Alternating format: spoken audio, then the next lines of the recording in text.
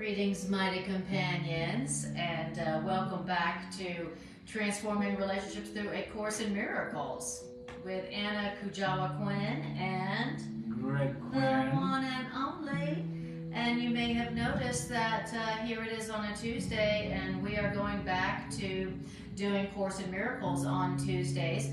For the last month and a half or so, we had been doing Silver Miracles and Golden Dreams, talking about sovereignty through truth and silver. So we had some very, very deep and powerful dialogues on sovereignty of what it means to be a sovereign human through truth and through silver, which is how we've been doing it. And we had some very deep dialogues, but then we got a very clear message that we had completed what we had to say on that matter, and that it was time to go back to our basics. Which is asking Spirit, all right, what would you have us learn tonight? Mm-hmm. What would you have us hear? Yeah, we know what the feds are doing. We know what, the BRICS nations are doing. We know what the dollar's doing. But Spirit, what are you doing? And that's where Anna and my true heart of heart love is to be, cradled in the arms of Spirit. What are you doing? What are you doing? And what would you have us do? Yes. And in that mindset, Spirit has been putting on both of our hearts. You've said what you needed to say about, the world of perception, the world of form. The world of the economic system of the world. We all know that the way of our belief system in the ego world is through punishment. Well, it's not punishment if you know what's happening and what's going on, and Spirit is guiding you and showing you what to do to prepare your experience to be a happy experience, a joyful experience, an abundant experience, and an experience so abundant that it's overflowing. That's what abundance means, is more than enough. More than enough so that when you come into the presence of creation, God's children, you can be a blessing to God's creation. And when you bless God's creation, boy howdy, it doesn't matter how much gold you have, how much silver you have, how much real estate you own. When you come into blessing God's creation, then God's blessings come right back at you. It surpasses all the goodies of the world. That's right. Truly. All right. Let's do it. So let's do it. Just a few seconds of asking Spirit, giving this time to Spirit.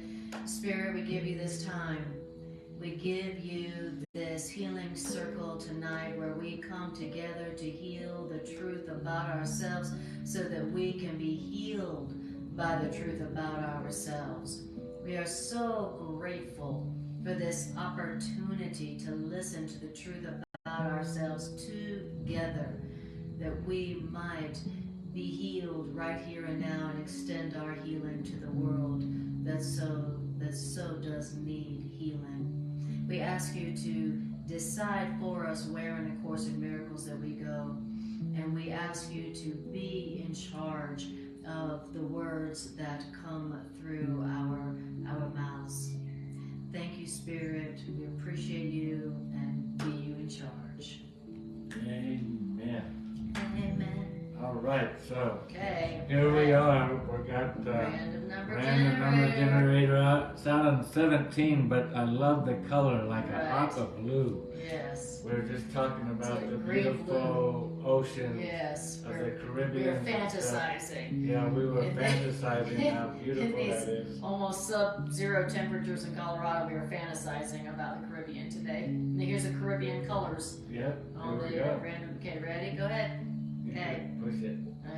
All right, chapter Number 4. Chapter 4. All right. How many? Okay. How many do we have in 4? We have 1,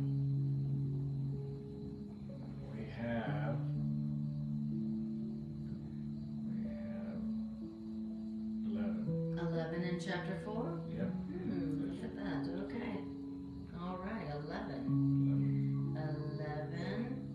And it's going to be 5. And 5 is the calm being of God's kingdom. Oh, nice. The calm being. From last week, which was the rituals of the death of love. Yeah, the rituals of the death of love last Sunday. Yes, right. The last actually 3 weeks. Yeah. The last 3 Sundays. Yeah. And so this is the calm being. And since we're going back to reading on Tuesday, we thought we'd just, for tonight at least, pick up a new section and see how Spirit leads us next Sunday to do. Yeah, we'll probably finish the choice for completion next Sunday. So we'll finish it up. Hi, Demi. Lovely to see you. Okay, so now what it is in the blue covered edition, I don't know at the moment. Well, I'll look it up. Okay, but this in the complete and annotated edition, which is the original dictation of A Course in Miracles, it is the calm being of reality. The calm being of reality. Here, come here, Clay. The calm being of reality. Come on, baby. Come on. Up to go. All right. Sorry, guys. I'm going to do a little puppy adjustment. Some puppy adjusting. Some puppy. And also, just hold on, guys. I'm going to do also a little camera adjusting. If you. Here we go. There we are. All right. Okay. Well, it's something else in here. I don't know what it is. Yeah. I'm not finding it. Okay. All right. So anyway, the calm being of God's reality, or we could just say, how about this? The calm being of reality. What is reality? Reality is God's creation. That's what reality is. Reality is creation as God has created creation. How God created everything to be. That's reality. That's the kingdom. So here we're going to talk about. Yeah. But that's not where we're at. Yeah. Let's see. Well, let's go to the beginning. The calm being. Oh, here it is. It's in the blue book. It's chapter 4, section 3. Love without conflict. Get it difficult, says it is hard to understand. Yes. So in the blue covered edition, it's love. It's chapter 4, section 3. Love without. And I love that title. I really like that title. Love without conflict. And so, if somebody's watching and they want to put in chapter 4, section 3, love without conflict. I'll do it. All right, that was fast. Wonderful. That's where it is. And I love that title, Love Without Conflict. For real, what is love without conflict? Well, that's the only kind of love there is, actually. If something is in conflict, it's not love, it's fear. So we're going to hear about love without conflict. And I guess that's what he's saying here, is that love without conflict is the calm being of reality. So what is reality? It's when you are experiencing the calm being. Did you know that your true being is calm? Who knew? Who knew? Now, here's what it says. It is difficult to understand what, quote, the kingdom of heaven is within you means, right? We've all heard that phrase, the kingdom of heaven is within you, right? We've all heard that. But it's difficult to understand what that means. And why is that difficult to understand what the kingdom of heaven is within you means? Well, the reason that's difficult to understand is because it is not understandable to the ego, which interprets that phrase as if something outside of you, the kingdom of heaven, reality, is inside of you, which doesn't mean anything. To say that what's outside of you is inside of you. That's why the ego does not understand that phrase, the kingdom of heaven is within you, because because it sounds to the ego like it's saying there's something without, outside of you is within you. That don't mean anything. Okay. Now, then it says the word, quote, within in that phrase doesn't belong. The kingdom of heaven is you. So just leave that word within you out. Just leave that out. The truth is that the kingdom of heaven is you. So it goes from the old interpretation was the kingdom of heaven is within you to the kingdom of heaven is you. You are the kingdom of heaven. You are God's creation. You are God. You are reality. You are it. You are the kingdom of heaven. You are heaven. I love it. And what else but you did the Creator create? And why else but you is, and what else but you is God's kingdom? That's why you are the kingdom, because what else but you did the Creator create? It's not like God created us and then God created reality. It's not like God created us and then God created heaven. God only created us. And we are heaven. We are creation. We are the reality. Who knew? Well, it makes sense that the king would make his kingdom and whatever he made as his kingdom. If he made a bridge, then that bridge is the kingdom. And if you're the bridge and you're the bridge that the king made, then you're the kingdom. Anything that Creator made is heaven. Anything that Creator made is the kingdom. Our problem, of course, is we walk around and we see the kingdom and we're not quite happy with what we see. We want the kingdom to look something different. Yeah, and we don't realize that we are the heaven that God created. We don't realize, we don't see ourselves as that awesome at all. We don't realize we are creation. We are the heaven. We think, well, like we were talking about Sunday, our worth. Yes, exactly. We don't realize our worth. Not even close. I'm the kingdom of heaven. I'm the kingdom of heaven. What? I'm heaven. No, are you sure about that? I don't really feel like heaven today. I'm God's dwelling place. Yeah, God lives. I'm God's temple. God lives in me. I'm God's temple. God knows of me. Yeah, God even knows me. What? Yeah, I don't know about that. That's not how I felt about myself today. No. All right.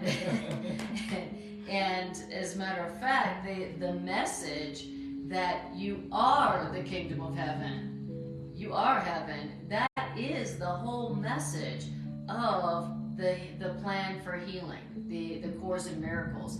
What is that? What is the healing plan? It's a message which in its totality transcends the sum of the parts. As we said about the family of God, sonship before. Okay? So, wow, that's the whole message of the healing plan. That's the whole message of A Course in Miracles. You are the kingdom of heaven. You are God's. You are the whole. You are the totality called the kingdom of heaven. You are the totality which transcends the sum of the parts of the family of God.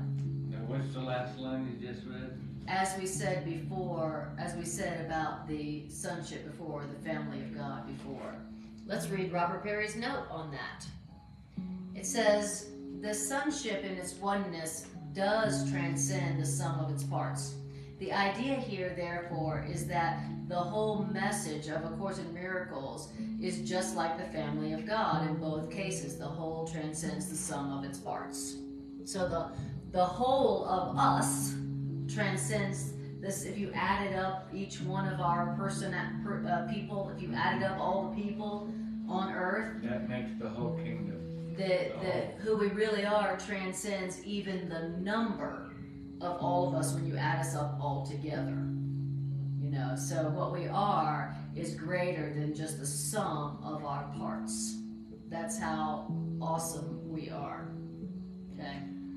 Yeah, I love that. This is truly random number generator. Uh-huh. And yet, here we are moving into paragraph 2. And here we are days away from Christmas. Days. And this is random number generator. Now it's just a random number generator. How many wow. parts of the whole book of A Course in Miracles talks about Christmas? Only a couple. And here we are coming up to the second paragraph. Exactly. Right as we're in the week of Christmas.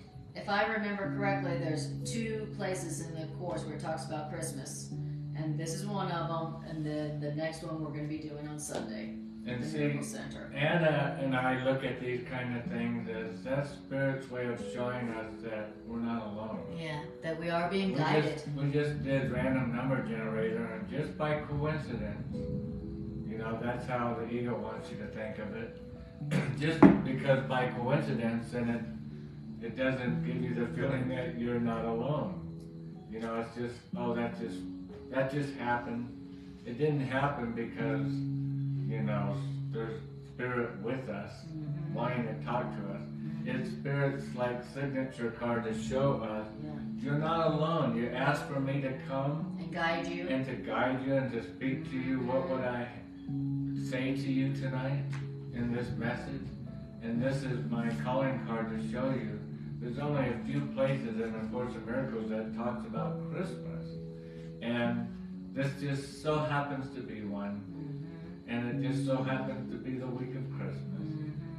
It's so much the Spirit's calling card of saying, see, I'm there with you. You see me there with you? You see the humor of my laughter in this with you?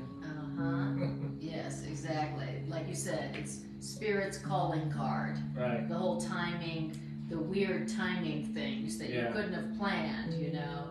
Right. That's Spirit's calling card. We did the same thing around Easter, just random numberly, coincidentally came up with a message around Easter about Easter. Yes, exactly. Well, here's what it says about Christmas. Yes. It says, Christmas is not a time. Not a time. Christmas is a state of mind. A state of mind. Very interesting. And what kind of state of mind are we talking about? What kind of state of mind is it? Well, the Christ mind wills from the Spirit, not from the ego. And guess what? The Christ mind is your mind. So Christmas is a state of mind where you realize that the Christ mind is your mind. You know, why? Because the Course in Miracles says that the Christ is not a person. It wasn't Jesus. The Christ is our true self as we were created by God, our real self, that has remained exactly as it was created by love in the moment that it was created. You know, that's the Christ in us. That's the Christ mind. And the Christ mind is our mind. Well, the Christ mind Not our ego. was and still is the mind of follow. The Christ mind follows whatever Creator says. The Christ mind waits for the thoughts of Creator. The Christ mind is the mind of God because the Christ mind only waits on the mind of God. That's in alignment with God, you could say, is the Christ mind. And that's our mind. We have the power and ability to be in alignment with God consciousness, God thoughts, God mind. We call it Christ mind, but it's the same as to say the mind of God, the thoughts of God. Because Christ had come to a place where we said, well, Christ is just a one person thing. But it's a symbol. It's a symbol of this is what it looks like when your mind is, what would you have me say, Lord? What would you have me do? Where would you have me go? Your mind is always waiting on Creator and in full gratitude and thankfulness without begrudging begrudgingly having to do it. You will to follow Creator's doings. And that's the Christ mind. We have that ability, that power, at any time to just stop whatever's going on, no matter how chaotic it is, and just say, I want your mind. What does your mind say about this? And that's to have the mind of Christ, because that's how Christ does it. And that is our real mind. But we don't know our real and true mind because we think the ego is our mind. We think our ego is our true mind. And we've been thinking with the ego mind, thinking that that's our mind. And so we can't relate when we hear about the Christ mind and that that's our real mind and that's our true self. We just can't relate because we've been thinking that the ego was our mind, and we've been thinking with our ego for so long that, you know, that it comes as a big surprise. It comes as a big surprise. Yeah, our natural state is just to effortlessly follow Creator. Love. And we created this other voice, this other thought, that we knew that we are just sheepily follow. It's our nature to effortlessly follow, to trust. And then this voice comes along, that the false self-voice, and speaks to us, and we just think it's natural to just follow that voice that gets into hate, that gets into anger, that gets into upset. And that's the whole purpose of the Course here, is to recognize there's the false self, the false voice, the false guide that you guys made to trick yourself, because you know you will follow. Learn to only follow one voice. Yes. And that's the voice of truth, the voice of love, the voice of heaven. Yes. The voice that establishes our kingdom, which is what you and I are. Yes. Exactly. So, okay, so then it's saying that our true self, our Christ mind, is God's kingdom. That is where God lives. That's God's abiding place. And it says, we too have a kingdom which our spirit has created. So God has created us. We are God's kingdom. Who knew? Okay. But we also have a kingdom that we have created, that our spirit created, not our ego created.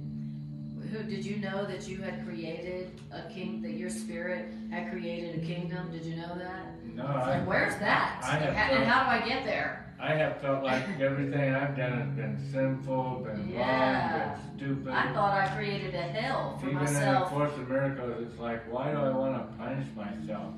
Yeah. But we have something that we've done right. From our spirit. Exactly. I mean, from love. You know, we thought that we have created a hell for ourselves and for others, right?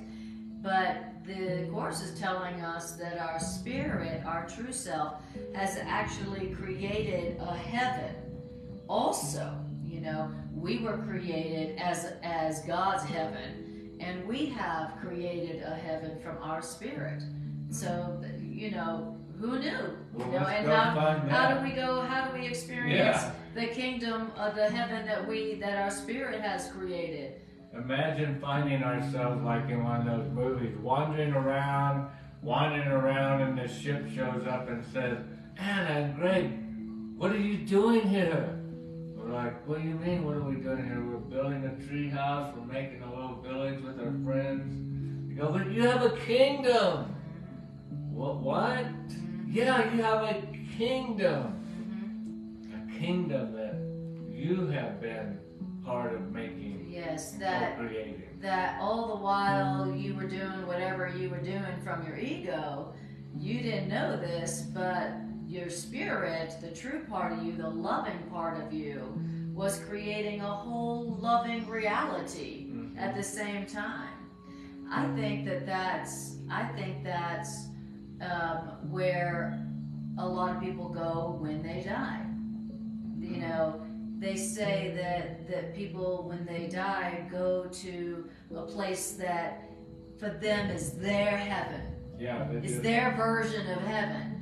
And so, you know, literally they're going to a place that their loving thoughts that they had while they were alive has created. You know, it's going to go on to talk about how every single loving thought that we have, that our spirit has, is creating. You know, and so every loving thought we have goes and creates something beautiful, something beautiful for us. And so, and that's the kingdom that our spirit is creating that we don't know about. You know, at least not yet. At least not yet. But apparently, if it comes from our spirit and it's loving, it's eternal, which means we can go there and tune into that reality anytime we want. Right. You know, and we don't have to die to do it. Well, if you have a kingdom, then you would have access to it. Exactly. All right. Hi, Diana and Bridget and Lisa Maria. Lovely to have you guys in our healing circle today. Yes. Okay, so who knew? We also have a loving reality which our spirit has created. Great. And Greg and I were like, great, how do we find that? We want to experience that. Yeah. Instead of the hell that we thought we created for ourselves and everybody else. Let's get a day pass and go exactly. There. Can we just put it in Google Maps? Now, this our spirit created heaven. Our spirit has not stopped creating just because our ego set us on the road of perception. That's awesome. So just because our ego was doing all that the ego was doing, you know, our spirit, our loving right mind had not stopped extending, creating a whole world, a whole reality. That, for me personally, that takes a lot of pressure off of me because I'm always like, I want to awaken right now. I want to awaken in this lifetime because I feel like I've been wasting so much time, you know, in this ego illusion that we're in. And for me, because of my personality, that's very frustrating. You know, I want to be, come on. I want results, I want some results, I want to accomplish stuff. And so it's very frustrating to be feeling like I'm in this ego world just wasting my time. But Creator is so brilliant that Creator made creation, made you and I, so that even when we're napping, even when we're sleeping, in our slumbering sleep, we cannot help by our own nature, by our own virtue, our own being, to create the holy, the good, and the beautiful. We can't even help it in our sleep but to do that. Beautiful. How amazing is that? So it takes the pressure off of me of, oh, I'm not getting anything done in this stupid ego illusion. Get me out of here. And it's like, oh, wait a minute. No, that's not the case. Yes, your spirit, your loving right mind has not stopped creating just because your ego is off trying to make some illusions, you know. But like you said, by virtue of the fact that we are created as spirit, as love, then just this is the nature of our being to extend, to create loving thoughts, the good, the beautiful, and the holy. We were made out of creation, and out of that essence, we can't help but to That's create. Exactly right. We just can't even stop it because it would stop the very essence of who we are. Exactly. And that is the same as saying that our spirit's creations are no more parentless than we are. See, our spirits are creating creations, just like we were created by love. Our loving right mind is creating creations, and those creations that we've created out of our love, they're no more parentless than we are. You know, they have a creator, and that's us. And it says, your ego and your spirit will never be co-creators, but your spirit and your creator will always be co-creators. creators. So always creating with, you yes. know, at the beginning of our classes, we we pray to Creator, talk to Creator before class, sit around our house talking to Creator. But we never really think that, you know, that's who we are. That we are all, exactly. You know, because we think of Creator like this, you know, so vastly great and omnipotent that I can't even relate. Yes. Well, because we're not relating to our own self, you know. Exactly. I mean, that's us. Not that we are the creator, but we are the essence. And we are creators like our Creator. And we are creators, you know, like our Creator. We forget. We can't help not to be. We forget that just like we were created, we are also created, just like our Creator created us, and we don't realize that. You know? We just think our Creator creates. Yeah, and we we're don't just think of ourselves being creators. And we're just down here messing around. Even though we came from Creator. Exactly. Exactly. Oh, you came from Creator, and you dare to say you're a Creator? Mm-hmm. Exactly. Yeah. No, you are creating always from your spirit, even if you don't know it. You are creating creations that are just as good, beautiful, and holy as you are when you were created. And then it gives us a directive. Be confident that your creations are as safe as you are. So I have created the good, the beautiful, and the holy, same way I was created, and they are safe, and they are, you know, loving me as their spirit parent, as their Creator parent. They're not going to be destroyed or hurt because I fell asleep in La Yes, exactly. And our spirit creations have not forgotten us, their spirit parents. You know, so how wonderful is that? I mean, just like you were saying, I love what you were saying, is that it really heals that part of us that feels like we're doing nothing good. You know, it's like, when am I going to start doing something good? When am I going to start making something of my life? You know, when am I going to make a difference? You know, when am I going to start doing something? You know, and we're like, yeah, I'm late.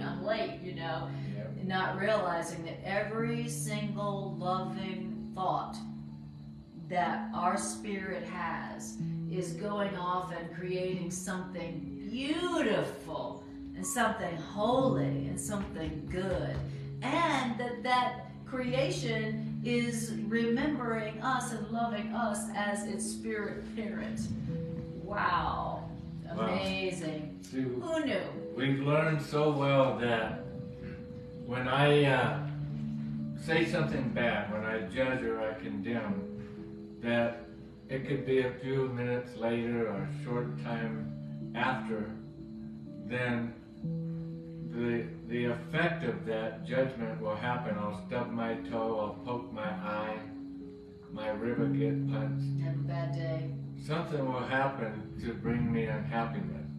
But what we don't think about that much, or at least I don't, is the other way is working in the same principle of the same laws. When I say something good, when I'm not judging but I'm uplifting, now I'm saying something that's uplifting, that's good, it's edifying, it's good for the whole, it's making happy. Then the same thing happens. It could be a few minutes, a few moments, just like we were saying, a time afterwards. And what's going to come back? Not a stub in the toe, not a poke in the eye, but a gleam in the eye. And the toe's going to want to dance about something. And the ribs will only be hurting because of the laughter. And that is what we're creating when we plant the way a creator plants. Is we create what we want to experience, what we want to harvest. Yes. And who wouldn't want to harvest just eternal goodness. Once you realize you're in control of the ship by co-creating, and that's what I believe it says, we're co-creators. Your ego and your spirit will never be co-creators, but your spirit and your creator will always be creating. And why? Because when I plant good, my co-creator, by the law that has been established, will harvest good back. Yes. Because that's the planting, and that's my co-creating. Or I can co-create for the fun of it with the ego, and I'm going to get the poke in the eye, the stubbed toe, and the bruised rib effect, until I get tired of that experience to the point that I don't want that experience anymore. I'm tired of creating that way. I want to create in a way that is abundantly fun, that's abundantly happy and joyful, peaceful, yes, calm, entertaining. Yeah. All of those attributes.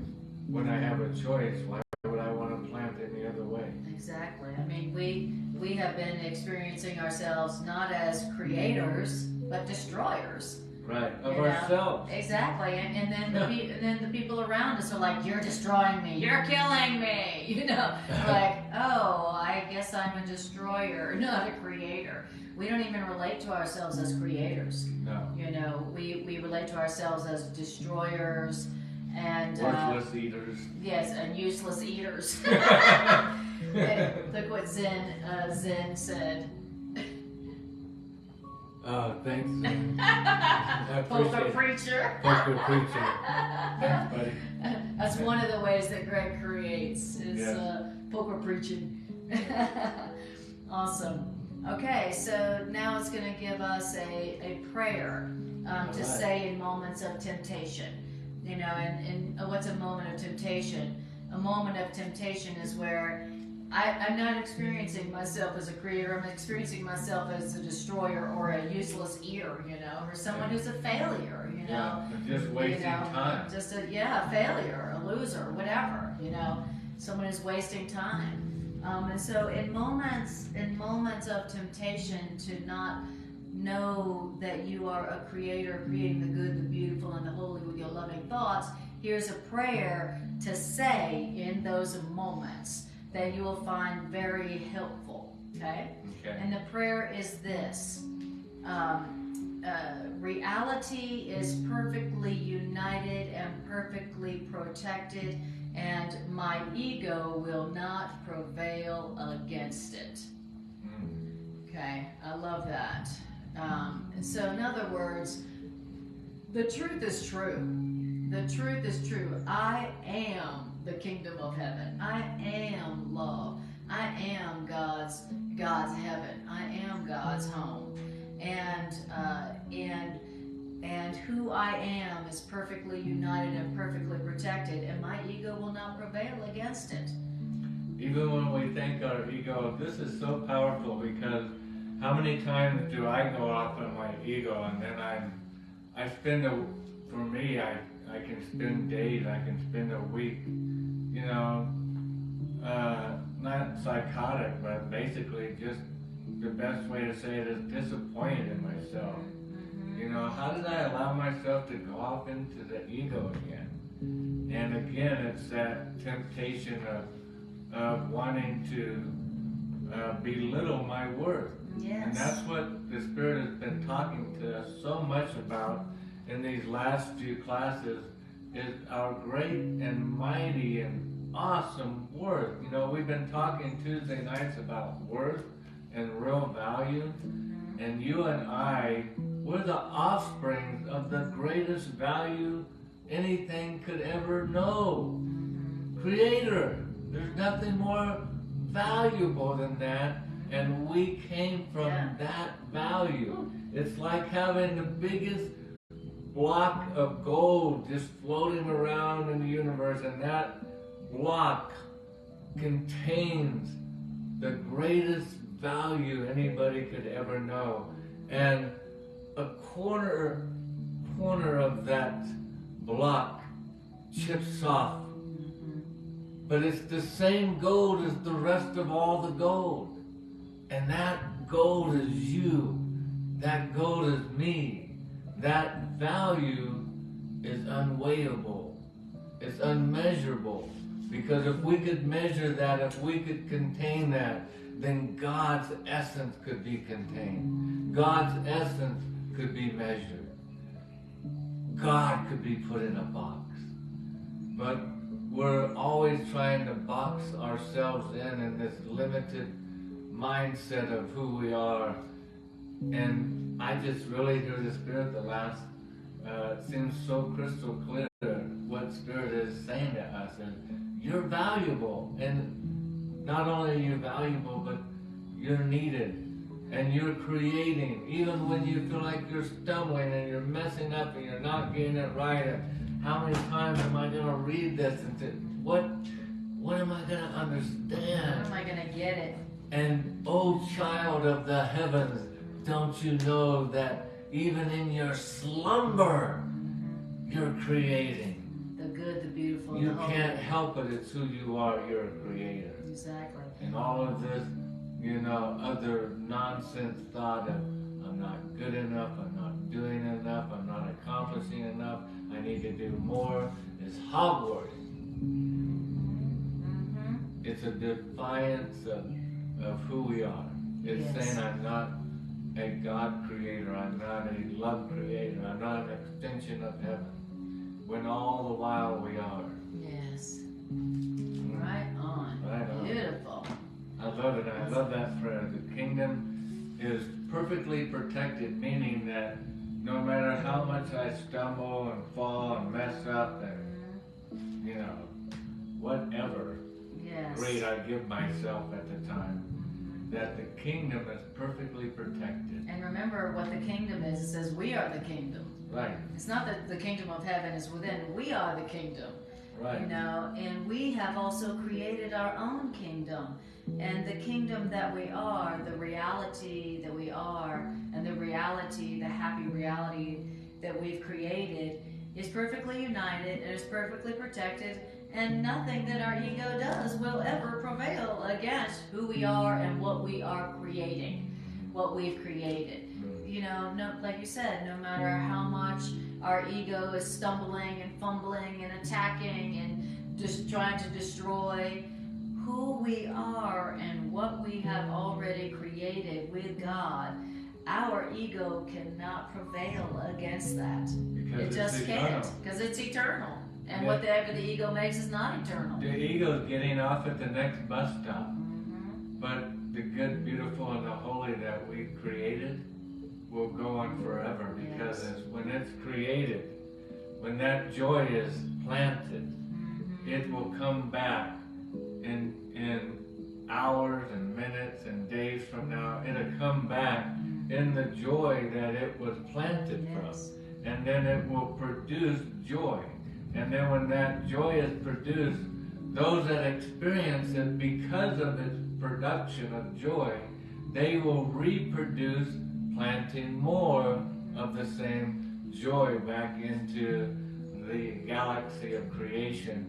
And that one seed that you planted now is rippling across the universe eternally, because it never ends, because it keeps reproducing its own likeness, its own kind, and joy, happiness, peace, and the likes of heaven's attributes, all continually reproducing the likes of its own kind, whereas the ego gets off at the next bus stop. It has an end. It has a beginning and an end. That's why it was born in time. Oh, I love it. I love it that I need to hear this tonight, because I've had a couple, those weeks where the egos come in and it feels like it's had its moments with me. And just to hear Creator telling me right now that basically isn't even giving the ego any credit. It's like I see it just flicking it off the shelf, going, it won't prevail. Even in its best day, it won't prevail. You're going to continue creating. creating, any loving thoughts you have are going to continue on forever.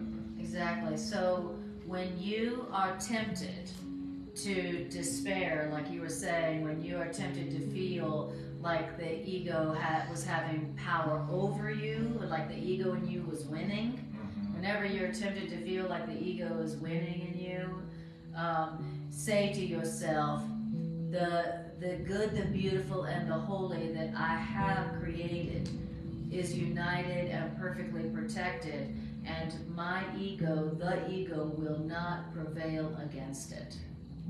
You know, and it says you will find this prayer very helpful. Sure. It'll probably calm the ego down, realizing it's not getting away with it. Exactly, because you'll be able to relax. You'll be able to be like, no matter what kind of tirade my ego just went on, heaven is still perfectly protected. Yeah, not just kind of protected. All my loving creations, the good, the beautiful, and holy that I've created, have not been touched. Because that's our temptation. Such a temptation, because when we go into our egos, we're so tempted to be like, man, I am such a failure at this. I am such a loser at this. Like you're saying, like, when am I gonna get it? Like, you just feel so defeated.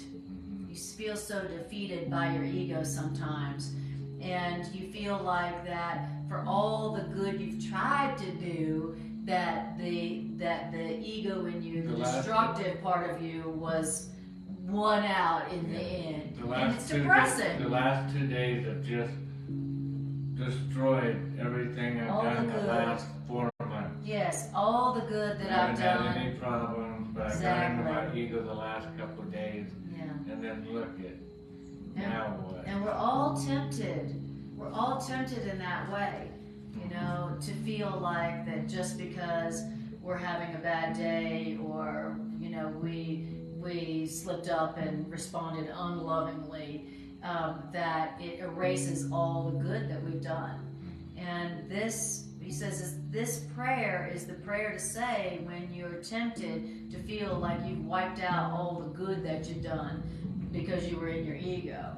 And it will help you to not feel that despair, like, wow, you know, what's the point? You know, why should I continue to overcome my blocks to being loving and good? You know, why should I? The ego's only going to prevail against it anyway. This will help you to realize that keep on going, that whatever your ego tried to, however your ego tried to mess it up, and however your ego tried to trip you up, it didn't do anything. It didn't touch anything. You know, that the good, the beautiful, and the holy that you have extended through your loving thoughts is perfectly safe. It hasn't been touched, which means your ego will not undo, or will not prevail against the good that you have done in your loving thoughts. Hallelujah. So God's creation, it just makes sense, is perfectly created. Yeah. God is perfectly safe. God's creation is perfectly safe. It just makes sense that nothing would prevail against that. I don't care if you name it the ego or what. If God established it, what's going to rumble up against it and say, well, I'm going to take that away. I'm going to change that. Just because you had a bad day, you know. Whatever. Exactly. That it's impossible, and that's why we need this prayer. because when we're in that mindset, it becomes fearful, doesn't it? Like it's depressing. It's just downright depressing, and it tempts me to want to give up. Yeah. You know, and so it's like, please say this prayer so you don't give up. Being the creator of the good, the beautiful, and the holy that you are, and that we need you to be, you know. So don't give up. You know, whatever you've done while you were in your ego has not wiped out the good that you did. The good that you did, like you said, is eternal. It's gone on as creating good in its image, you know, and it's creating an entire kingdom that's sitting there waiting for you. All the loving thoughts that we've given have gone on creating in their likeness, creating a kingdom that is just made up of our loving thoughts. Imagine what kind of place that is. A kingdom that's made up just of our loving thoughts. There's nothing there but that. Holy cow, that's going to be our kind of place. And all of that creation remembers you. As its parent. That's why it comes back to you, because you planted that joy, you planted that happiness, you planted that laughter. Yes, your creations are calling to you. And they're looking to come back to you. They're calling you, come back. And they're perfectly protected. Exactly, they're perfectly safe. Exactly. Whether you hear them or not, they're calling. So that's the prayer to say when you are tempted. Whenever we're tempted. Okay. All right. Wow, that was only 2 paragraphs. Whew. Ready for 3? Yeah, that was 2 paragraphs in 1 hour. Yeah, let's go for it.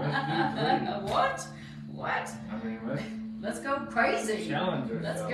Let's go, wow. Come on, it's okay. Christmas. And now we got to that part. It's the Christmas challenge. That's so weird, out of nowhere. I know. It just says, I know. Christmas is not a time, but it's a mindset. It's a state of mind. State of mind. It's so wild. It seems so random. Because I know. It seems like a random sentence. We're just talking about this down at the Miracle Center this week, that Christmas, there's an era of Christmas. People open their doors more. Yeah, everybody's happy. They're like, Happy holidays, Merry Christmas, here's some gifts. Of innocence. Yes. We're giving each other innocence. Exactly. We're giving each other more latitude, more grace. Yes. And that's the mindset of Christ, is that giving out that spirit of innocence, that spirit of grace, more latitude, because it's the season to be happy. It's the season to be joyful. Yes. And so to give each other joy. Gifts. You don't want to be the Grinch.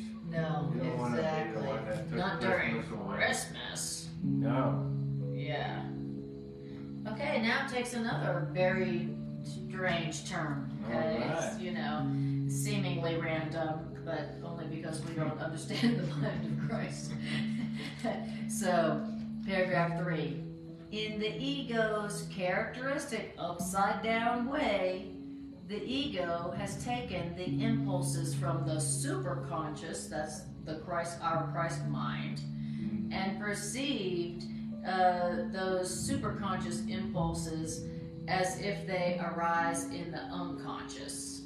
Okay. Now, thank you, Robert Perry. And this, by the way, this is in the original dictation, which was edited out of the blue covered edition. So what that sentence I just read was edited out. Okay. Now I'm going to read Robert Perry's note on this. Okay. And it says, this refers to the upper level of the unconscious. So the superconscious is the this refers to the upper level of the unconscious, the source of our basic instincts. By interpreting superconscious impulses, what are superconscious impulses? That's the pull of God Himself, as the next paragraph says, as coming from this place. The ego puts them in the same category as baser human impulses. One way in which the ego may do this is by seeing the pull of spirit, the pull of God, the pull to be with God, not as a higher impulse, but as an urge to repress a more primitive state, such as that of the fetus in the womb. Okay? So it's very psychoanalytical, very Freudian right there. And remember, Helen and Bill were both psychologists back in the 60s. Now, and then what I hear there is saying is that when the ego perceives that I'm like, I want God, I want God, I want truth, I want love, I want heaven, the ego feels threatened by the pull of God that no one can actually resist. We try to. But when the ego feels that pull to God, where it's like, I feel that pull, the ego misinterprets it. The ego feels threatened by it and goes, oh, that's you know, that's something dirty, or that's something bad, or that's something coming from the baser part of you that just wants to be taken care of, you know. In other words, it gives you guilt about it. Exactly, because the ego always feels threatened by this pull that is coming for every spirit, every soul. There's a pull that's called the love of God, and it's God, our Creator, calling us home. The Course says that our Creator never stops calling us back. Never. Our Creator is like, never is like, oh, well, shoot, they've been gone so long, forget them. You know, our Creator never stops calling us home. And the ego, of course, feels threatened by that.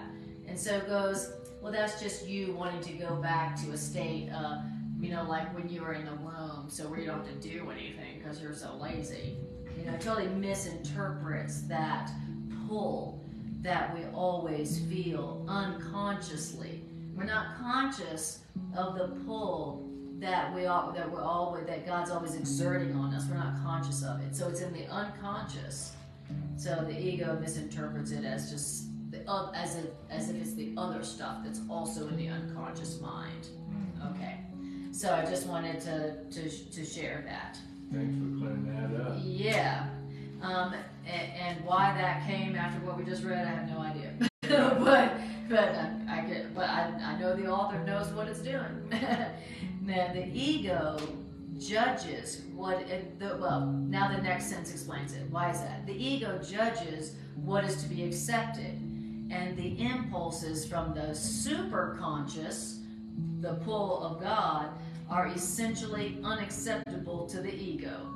Why? Because that pull that we feel toward God clearly points to the non-existence of the ego itself. No guilt, no judgment, no condemnation. And that's in direct threat to the ego world, Yeah. because that's all what the ego is about. Yeah, exactly. And when there's this pull of innocence that we're being drawn to, our ego's belief system is gonna short circuit. Fight it. It's totally unacceptable to the ego. Totally unacceptable. And so whenever we are feeling called to be what we are, creators of the good, the beautiful, and the holy, whenever we are extending love or feeling love drawing us, the ego finds that unacceptable. And the ego freaks out because the ego acts like the ego is being attacked. You know, have you ever given love, extended love to somebody, and the next thing you know, they're acting like you're murdering them, and you're like, I was loving.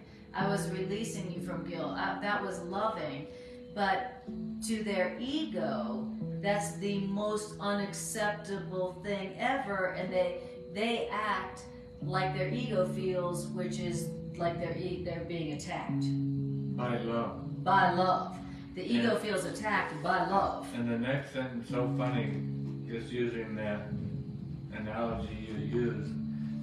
Not only does the ego feel threatened, but the ego receives the data, love. Yes. And feels threatened because it threatens its kingdom. Yes, that's right. What is created, which is not eternal, which is not forever lasting, which does have a time stamp on it. And it gets the data, love, and it looks over at you, feeling threatened. Yes. And what does it do? It turns it upside down and reinterprets the data. Yes. And goes, Now read it. Yeah, and what it says is you attacked me. I've reinterpreted it for you. Now take this new reinterpreted data. Right, which is upside down and backwards. Which is backwards and upside down and definitely screwed up. Yes, exactly. For what? For the makings of its livelihood. Yes. To keep its existence going, which is the reinterpreted data can always be recognized because it will be like, oh, I thought what was going on, like you said, I was just being loving, and the person was receiving it, but they reinterpreted it as threatening. Exactly. Not realizing that it was coming from their ego. Right. And you are going to get offended because they misinterpreted your intention. You're like, I had no intention of doing that. I was just actually trying to be helpful for yes. you. Exactly. And that's why, of course, the Miracle says that whenever you respond lovingly, your ego perceiving that as a threat to its existence goes from suspicious to vicious. You know, when you respond lovingly. So whenever your ego sees you responding lovingly, it goes vicious to you. And when someone else's ego perceives love coming from you, then their ego goes to vicious. Right. You know, because what does it say about the ego? In the ego's characteristic upside down way, the ego misinterprets everything as upside down and backwards. Right. And love is a threat to the ego's existence.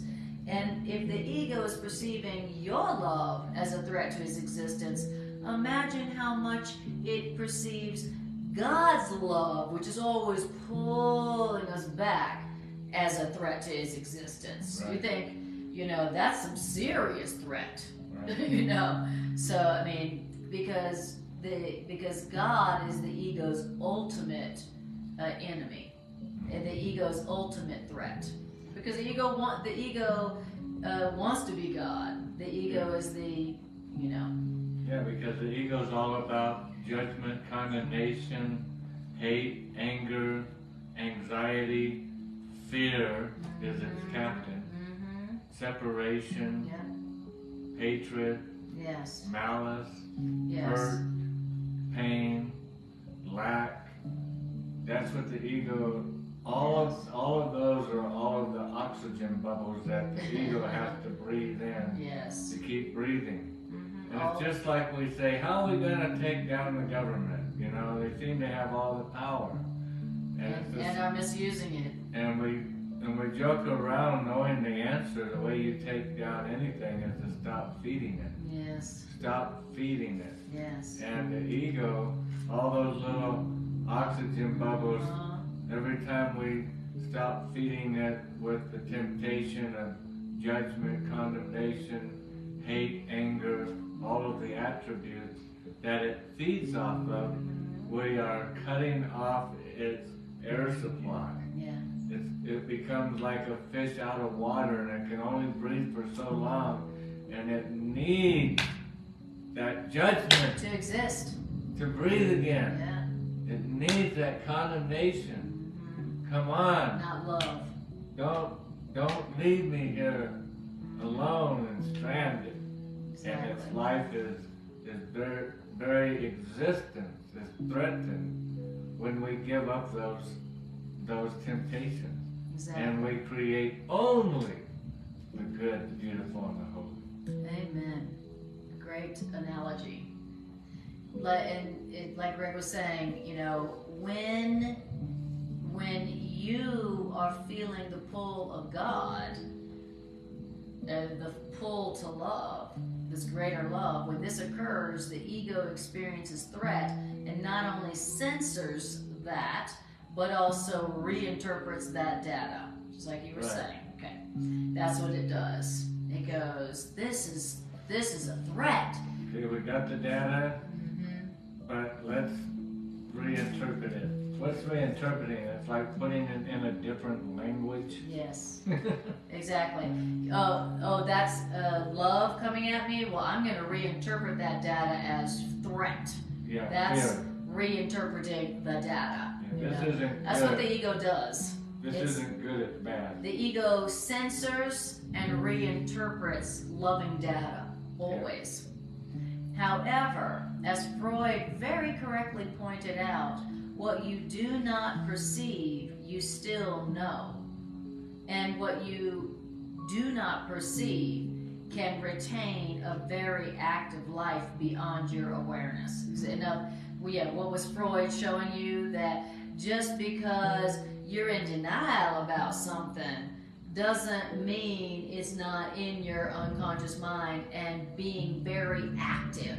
Right. You know, You're just because it. you're pretending that you're like do do do do do do do do do, you know, just because you're not looking at it doesn't mean you don't know it's there, and doesn't mean it's not very actively producing pain. Right. Okay.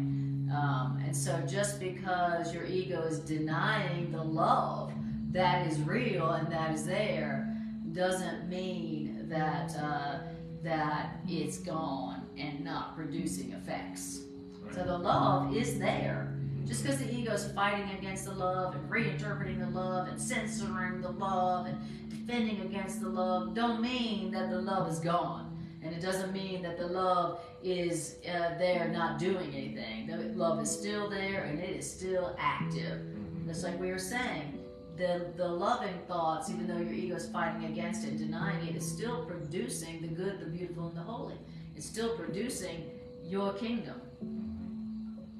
Yeah. All right. So, interesting, we're talking about. Then paragraph 4.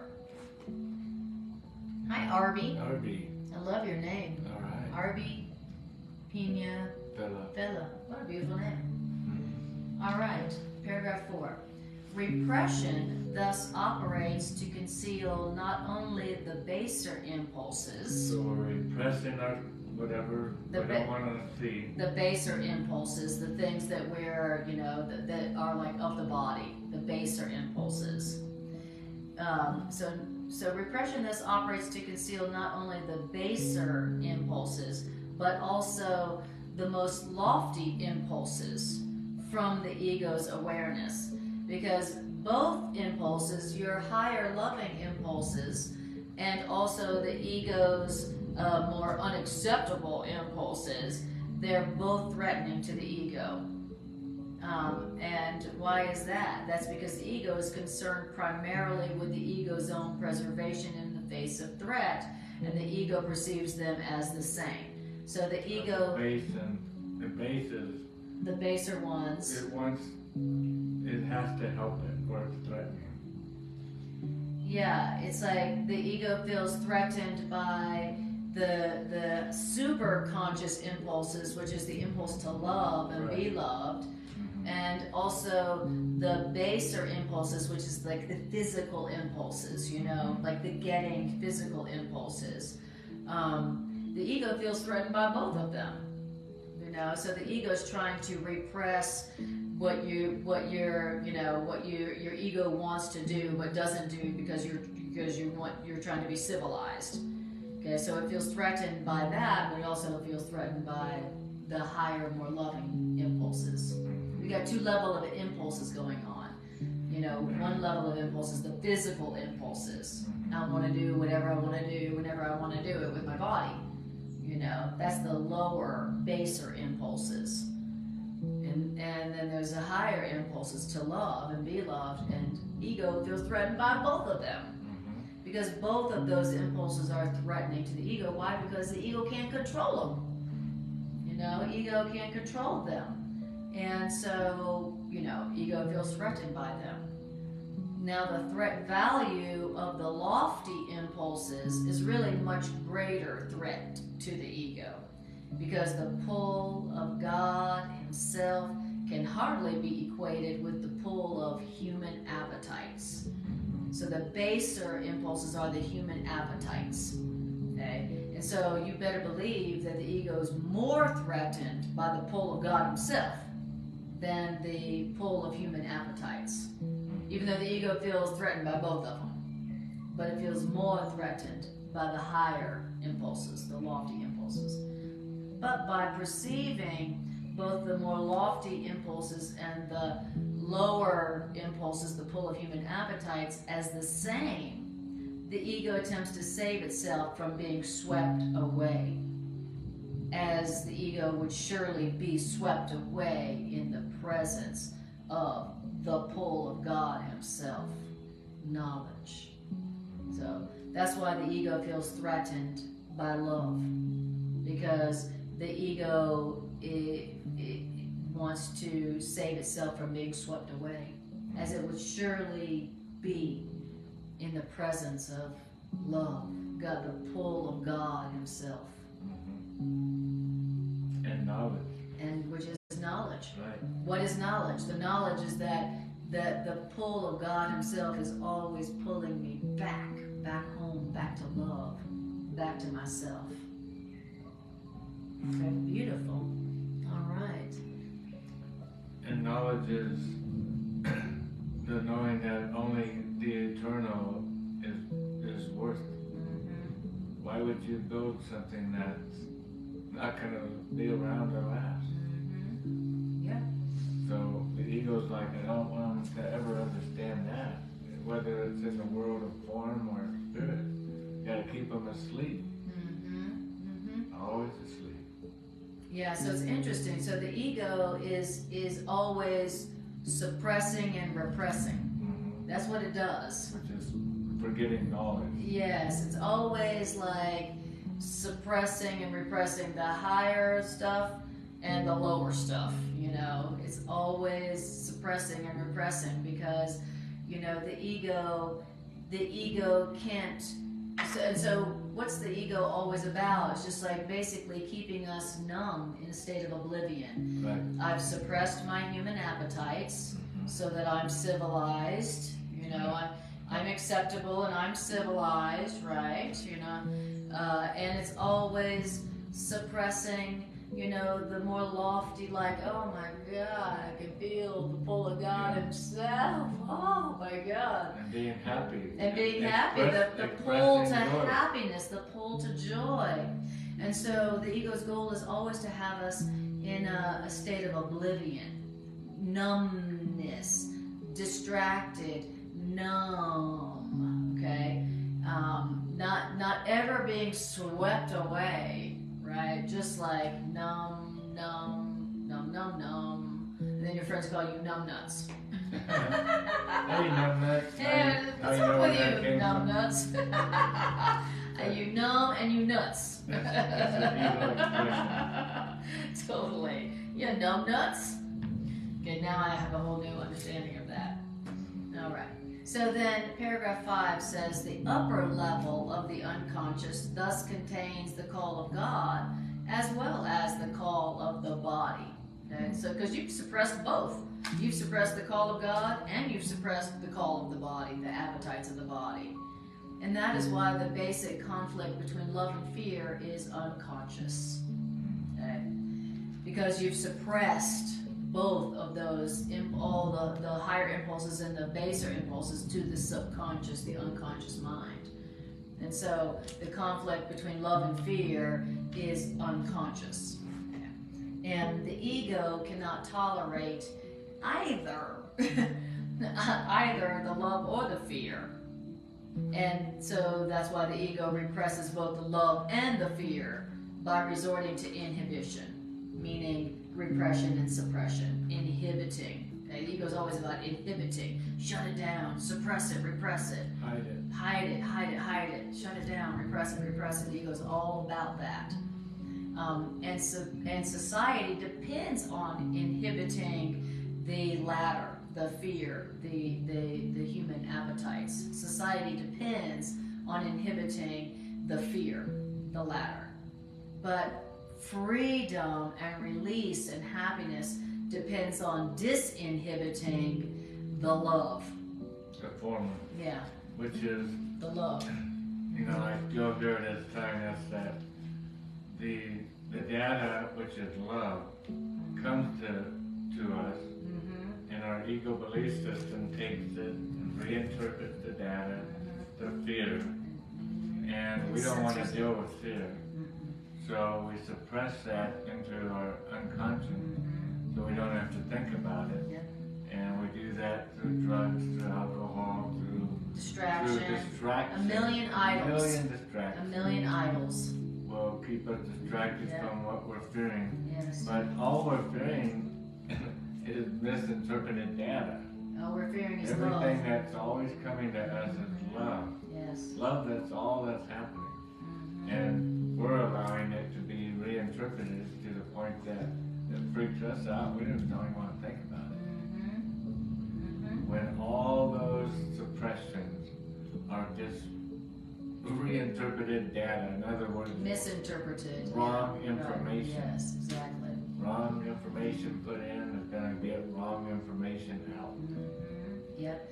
Yeah, my ego is misinterpreting the data and censoring my human appetites and the pull of God Himself. Right. It's just, it's censoring and inhibiting both of them, and because my ego's afraid it could be swept away by my human appetites, and it's afraid that it could be swept away by the, call. If I said yes to the call of God Himself. It almost reminds me of, in economics, we're always waiting for these reports.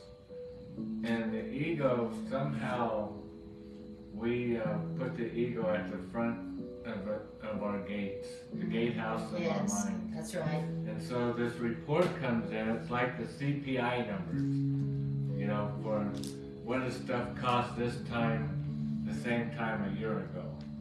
And there's government bodies that manipulate that data. Because why? And they feel threatened by it. They feel threatened by it.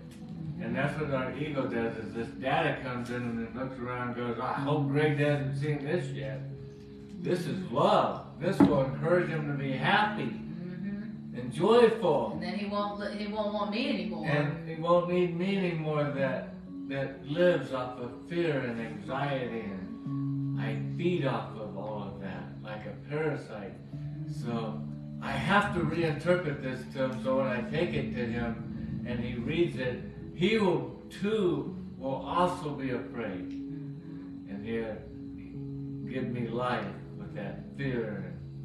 And it's so weird how the ego's just staying there reinterpreting everything that's coming to us through our senses, our eyes, our ears, all of our senses are bringing us in information, and it's not we need to have like a Watergate hearing where we clear out all of this misinformation, bad information, and the ego is also like our government in that there seems to be no more freedom of speech. It's everything is censored.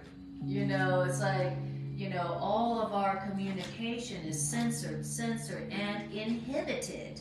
If the powers that be, the government that actually is in cahoots with, the social media, if we say something on Facebook or YouTube or wherever that threatens it, it cancels it, it censors it, or like it does on my videos all the time, it puts these Wikipedia things on there, what the real truth about what she's saying from Wikipedia is, like, thank you so much, YouTube and Facebook, for clarifying what I was saying, And that is exactly what our egos are like, it's like our walking Google in our head. Yes, censor. And it censors everything that's coming through, reinterprets it, like you said, it tells us not only what is said, but what to think about what is said. Yes.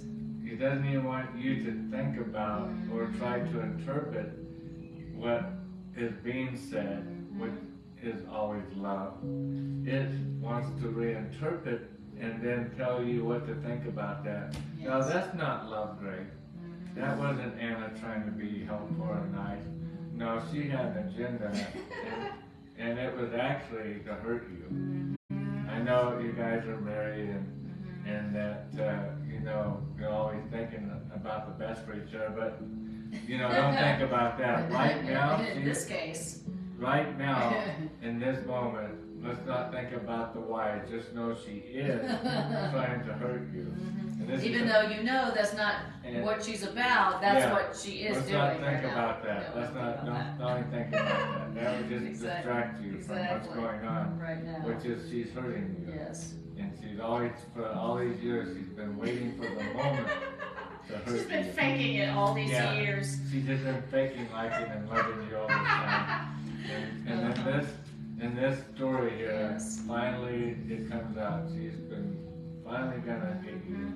Exactly. It's like the ego is the disinformation board. Yeah. You know, the board of disinformation. Exactly. You know, and you know, it's always like out there censoring and inhibiting what threatens it. Right. And so, and why is it that we live in a world right now where there's a lot of that going on? Because we have an ego that is doing that. And so, as within, so without. You know, if we've got one of those egos within and that's what's doing, then we're going to live in a world like that. And that's how it got to be. That's how the world got to be like that.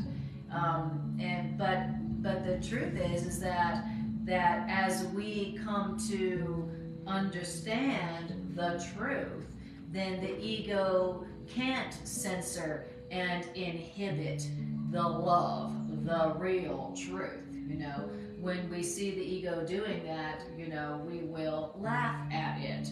You know, and the ego, what did we just hear? The truth that no matter how much the ego tries to misinterpret and twist and repress and suppress and censor the love, the pull of love that's pulling us so strongly all the time, that the ego will not prevail. Right. The ego will not prevail. And that's one of the major, you know, that's why it gave us that prayer to say, even before it told us what the ego does. Literally what we're hearing right here is like the psychology of the ego 101. So tonight's wrap up for me is, okay, be aware that all that's going on is love. Yeah. That our creations never cease to die. And creation is only creating what's real. Love is real, fear is not. And so my takeaway tonight is that here we have all the data coming into us is being reinterpreted wrongly. And we know that it's being reinterpreted wrong if it has ego saliva all over it. You know, if it's got ego characteristics on it, then we know that the data has been misinterpreted. And so it's very frustrating because it seems real in that moment. You know, the data looks right because it was given to me. And here I'm reading the data and it's right there in front of me. We're not remembering that it's been reinterpreted. And censored. Right, and censored. Just like, a government body that will only allow you to hear and see what it allows you to hear and see. Yes. And then it's telling you what to think about this situation. Not letting you think about it, telling you what to think about. And in that moment of temptation, I should say to myself, nothing that is true and real and loving is threatened. Everything is safely secure in heaven. What is true? What's the truth. And even though this data that I'm holding here, it's not going to change what's true. It's not going to change what's real. And this is where the Course in Miracles comes powerfully into our lives, is when that data comes in tomorrow morning, tomorrow afternoon at the workplace, tomorrow evening on the way home in rush hour traffic. When that data comes in, are we going to remember to say the prayer to ourselves that heaven and love is all that's true and real, and it cannot be threatened? And what else did that prayer tell us? And the ego will not prevail against the truth. This data, this bull crap data, will not prevail. It's not going to prevail on what's really happening. I'm not not going to join with it. Even though it looks real, it looks pretty convincing. Boy, when I read this, it looks like they sure did their homework, whoever prepared this data. But I'm not going to be stuck in that. Exactly. Beautiful. And then we're going to stop there, but I'll just give you a little teaser for what's coming next week, and that is that then our teacher, our loving right mind, goes on to say, because of all this, that's why you need my guidance. That's why we need the guidance of the voice for truth, the voice for love that we do have in our mind. You know, he says, it goes on to say, we have suppressed and repressed and inhibited the voice of our higher loving mind. And so that's why we need our guide. That's why we need the guidance of our higher loving mind, because we've repressed our own guide. It says the reason you need my help, says our teacher, is because we have repressed our own guide, and we therefore need guidance. And then our teacher, the voice of the Course, it says, my role is to separate out the true from the false in your unconscious, so that truth can break through the barriers that your ego has set up, and so that that truth can shine into your mind. And then our teacher says, against our united strength, the ego cannot prevail. So that was paragraph 6. So when we call in our teacher, then our teacher takes this data that we got that's incorrect and looks at it and goes, no, this has been manipulated. Yes, right. This has been censored and manipulated. You cannot. This is just at best partial information. Exactly. You cannot go off of this. Exactly. And because we've called in our teacher, that can happen. That's what our teacher does. If we remember to do that. And this is the teacher in our mind. And then our teacher represents to us new, full, accurate data, and then we just can only laugh about the story. And then we're laughing. Oh my God! Boy, did I have that wrong. Glad I got this. I was almost gonna make a fool of myself. Yeah. Going off of this, lacking data that I had. I sure am glad I didn't act on that false and censored data that I got. So glad I did. You know, our teacher separates the true from the false. You know, in the data, and when we allow our teacher to separate the true from the false, the loving from the fear, then now the truth can break through the barriers that our ego set up. Because remember, what did we do? We've set up suppression and repression and censoring and inhibition things to keep the truth suppressed in our subconscious mind. And then our teacher comes in when we let it, when we ask for it to do so, and it separates the true from the false. It separates out the loving from the fear, and then all those suppressing, repressing barriers to the love, the truth breaks through in our mind. Beautiful. All right, there you go, guys. Thanks for joining us. Merry Christmas to all of you guys, and Happy Hanukkah also. I know this is the second or third night of Hanukkah. So happy holidays. We appreciate you all so much. And then I'll be teaching this Sunday, Christmas Day, at the Rocky Mountain Miracle Center from A Course in Miracles as well. So if you're looking for some Course in Miracles Christmas truth this Sunday, then come check us out at 12:30 Mountain Time. Love you guys. Love you guys.